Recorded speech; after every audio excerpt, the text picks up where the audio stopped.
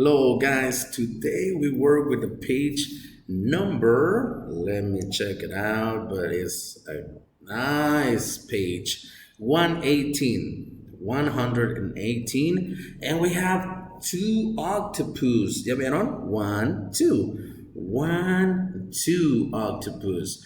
Now, the first thing that we did is for us to remember about big and small. Big, era grande, big. Small, pequeñito. Y así están estos dos.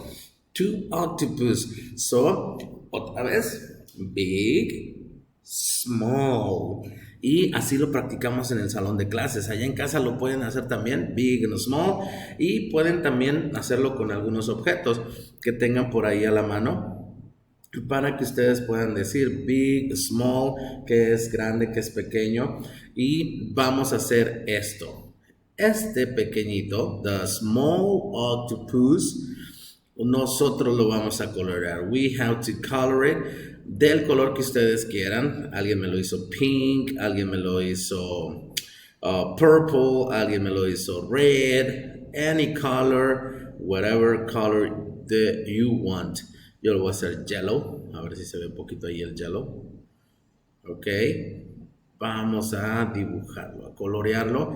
Y remember, we are practicing about big and small. Big, small. ¿Ok? Bueno, eso fue lo que estuvimos practicando el día de hoy.